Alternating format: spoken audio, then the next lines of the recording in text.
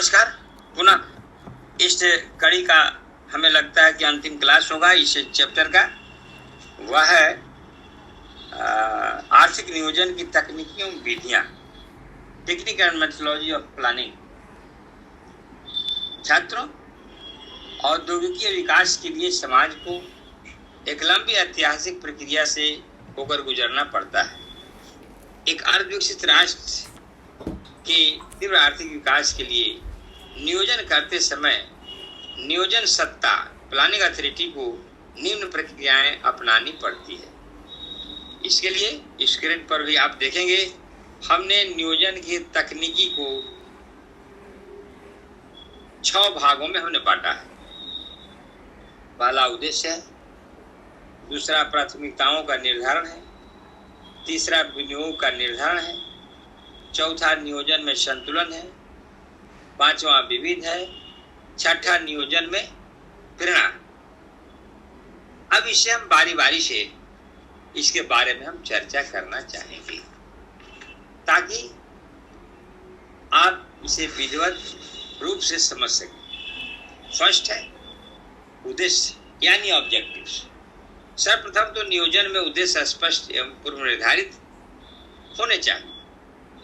उद्देश्यों का निर्धारण देश की आवश्यकता को देखकर ही करना चाहिए।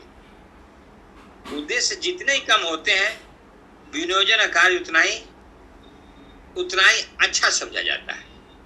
देश के विकास के लिए जितने कम उद्देश्य होंगे, उतना ही सरल से उसे पूर्ण किया जा सकेगा।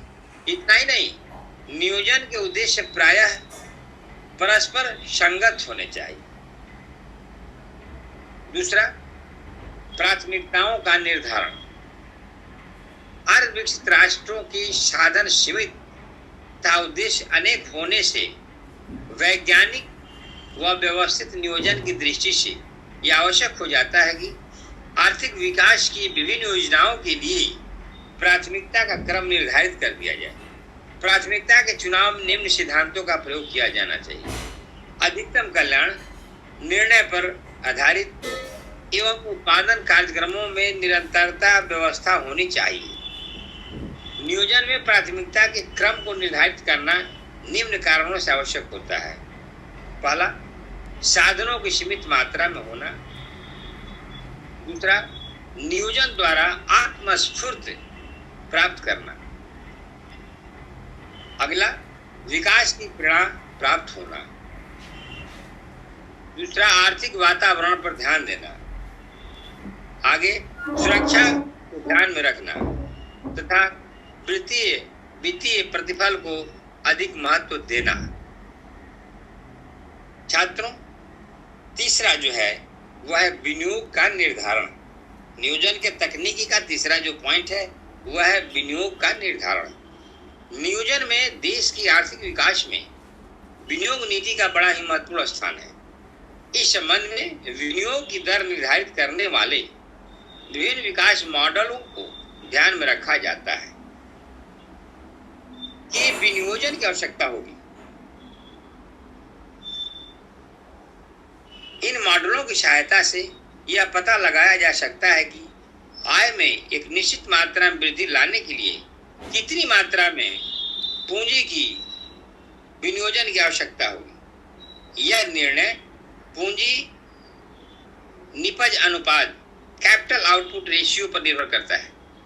संपूर्ण देश की अर्थव्यवस्था के लिए एक औसत पूंजी निपज अनुपात ज्ञात कर लिया जाता है, परंतु भिन्न भिन्न उद्योगों के लिए यह अनुपात भिन्न भिन्न होता है।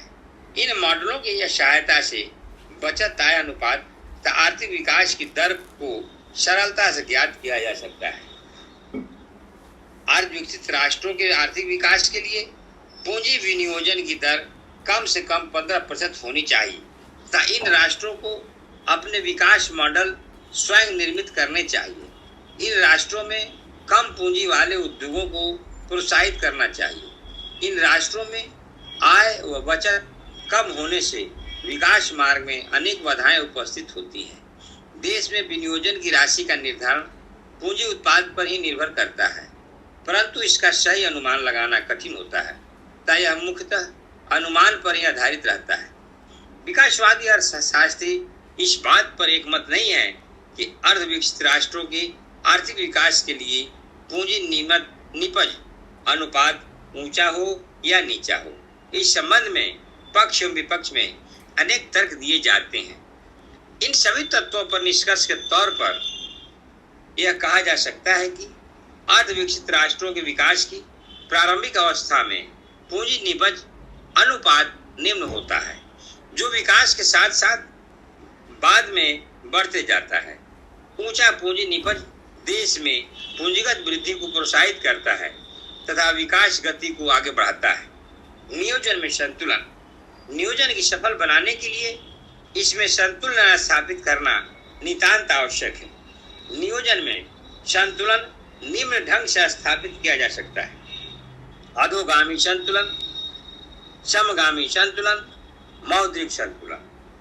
ये 3 तरह के संतुलन की चर्चाएं आई है। पहला है अधोगामी संतुलन। यह संतुलन पद्धति नीचे से नियोजन प्रणाली पर आधारित है। यह संतुलन निर्मित वस्तुओं के उत्पादन एवं वस्तुओं के विभिन्न अंगों के मध्य संबंधों को प्रकट करता है।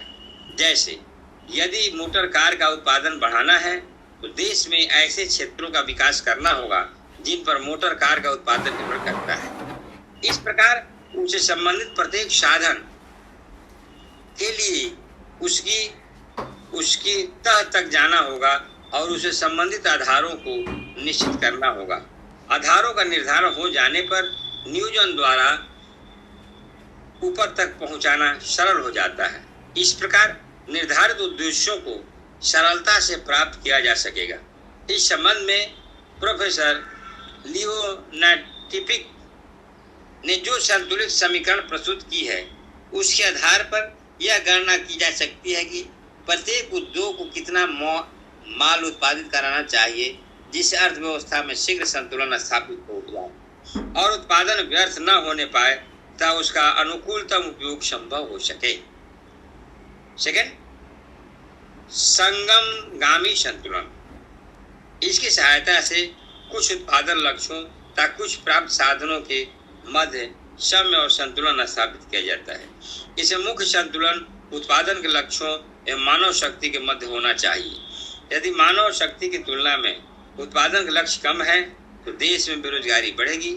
इसके विपरीत यदि यह लक्ष्य अधिक है तो अति पूर्ण रोजगार की स्थिति उत्पन्न हो जाएगी और योजना के सफल संचालन में बाधाएं उपस्थित होगी। परंतु इससे भी अधिक उत्पादन लक्ष्यों एवं अन्य साधनों के मध्य संतुलन स्थापित करना है। अतः इस समस्या को संगमगामी संतुलन की सहायता से दूर कर सकते हैं। भारत की प्रथम पंचवर्षीय योजना में संगमगामी संतुलन का भाव था। संगमगामी संतुलन के 2 प्रमुख रूप हैं: अभौतिक लक्ष्यों एवं वित्तीय साधनों में संतुलन व अनुकूलतम स्थिति को पाया जाना। तीसरा है मौद्रिक संतुलन, मॉनेटरी बैलेंस। मौद्रिक संतुलन से अर्थव्यवस्था में मौद्रिक साम्य की स्थिति प्राप्त की जाती है।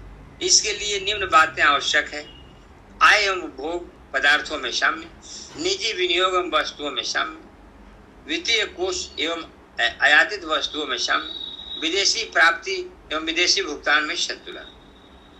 5वां है विविध। अर्धविकसित राष्ट्रों के लिए आर्थिक नियोजन की तकनीकी एवं प्रक्रिया में निम्न बातों पर भी ध्यान देना चाहिए: ऊपर या नीचे से नियोजन। पूर्ण नियोजन में ऊपर से एवं नीचे से नियोजन दोनों की पद्धतियों को उचित स्थान दिया जाना चाहिए। दोनों को साथ साथ प्रयोग करना ही श्रेष्ठकर माना गया है। आगे है आवश्यक एवं संभाव्य भाग, कोर एंड कंटिजेंट पार्ट।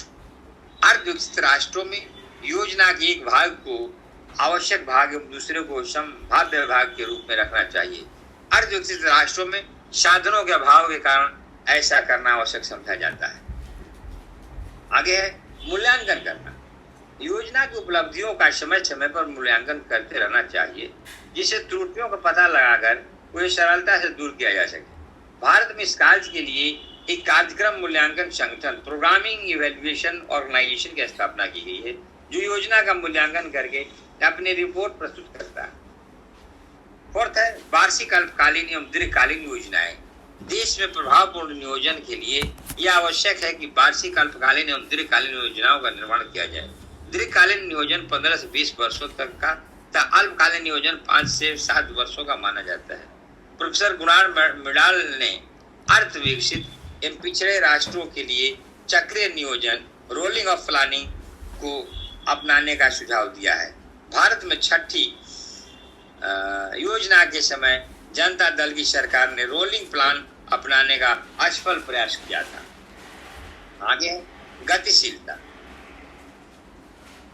अर्थ विकसित राष्ट्रों के पूर्ण नियोजन में गतिशीलता होनी चाहिए, अर्थात उनमें दृढ़ता न होकर लोच होनी चाहिए, जिससे नवीन प्रवृत्तियों के साथ उसके उद्देश्यों में सुधार एवं संशोधन किया जा सके।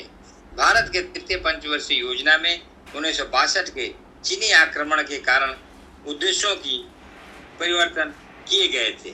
तो इस प्रकार हम यह कह सकते हैं कि योजना की प्लानिंग करने के लिए जो मूल्यांकन करने वाली जो कार्यक्रम मूल्यांकन संगठन है, उसके तहत वर्तमान समय में भी अभी जो भी हमने आप लोगों को पढ़ाया, हमने बताया ऑनलाइन मेथड से, तो जो भी हमारे पास जो रीडिंग मटेरियल थे उस आधार पर हमने बताया है।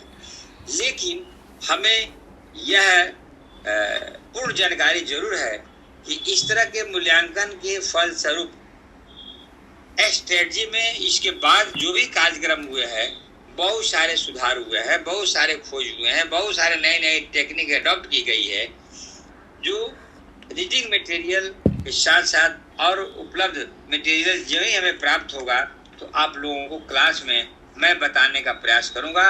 और आज यह चैप्टर यहीं पर समाप्त होता है। फिर हम लोग दूसरे क्लास में दूसरे चैप्टर के साथ मिलेंगे। धन्यवाद।